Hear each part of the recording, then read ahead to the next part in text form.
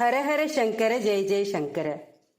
மகாபெரிவாளை தரிசனம் பண்றதுக்காக ஹைதராபாத்ல இருந்து 3 பேர் வந்திருந்தா. வழக்குப்படி அவருக்கு நமஸ்காரம் பண்ணினா.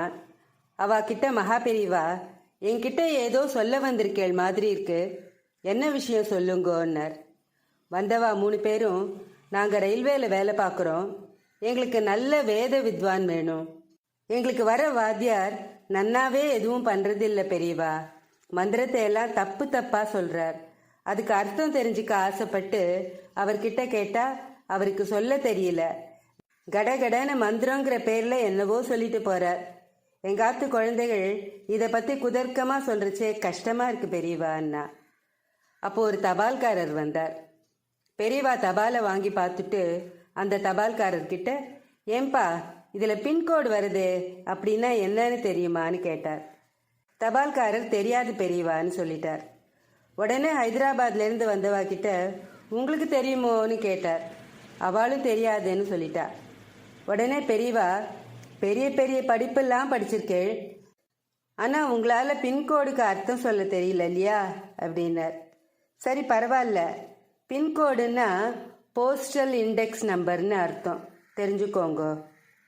பின்கோடுனா என்னன்னு தபாலை வாங்கிக்கிற உங்களுக்கும் தெரியல, அதை கொண்டு வந்து கொடுக்குற தபால்காரருக்கும் அர்த்தம் தெரியல. உங்களுக்கு அர்த்தம் தெரிஞ்சாலும் தெரியாட்டாலும் தபால் உங்ககிட்ட சரியா வந்து சேர்ந்துடுறது இல்லையா, அப்படிதான் இதுவும். ஆத்து வாத்தியாருக்கு அர்த்தம் தெரியலன்னு சொல்றேன், பின்கோடுக்கே அர்த்தம் தெரியாத நீங்க வாத்தியார் தப்பா பண்ணி வைக்கிறாருன்னு எப்படி சொல்றேன்? வேதம் படிக்கிறவா விடிகாலம்புற வேளையில எழுந்து குளிச்சு சந்தி பண்ணிட்டு பூஜை பண்ணி அப்புறம் பழையதையோ கஞ்சியையோ சாப்பிட்டு வாத்தியாருக்கு நமஸ்காரம் பண்ணி ஒவ்வொரு குழந்தைகளும் ஸ்ரத்தையோட கத்துண்டு தான் ஒரு கணபாடிகளாவோ இல்லை வேத வித்வான்களாகவோ வெளியில வரா. அவளை குறை சொல்லலாமோ? ஆத்துக்கு ஒரு வாத்தியார் வந்துட்டா அவரை குறை சொல்லப்படாது, அவரையே வச்சுட்டு எல்லாத்தையும் பண்ணிக்கோங்கன்னு பெரியவா சொன்னார். வந்தவாளும் பெரியவாளை பார்த்து, தப்பு தான் பெரியவா அப்படின்னு சொல்லிட்டு கிளம்பிட்டா. பண்ணி வைக்கிற சாஸ்திரிகள் சரியா பண்ணி வைக்கிறாரா இல்லையான்னு நாம கவலைப்பட வேண்டாம். நம்ம மனசுல நல்லது நடக்கணுங்கிற எண்ணம் இருக்கு, அதனால நிச்சயமா நல்லது தான் நடக்கும். ஏன்னா எண்ணங்கள் தான் வாழ்க்கை.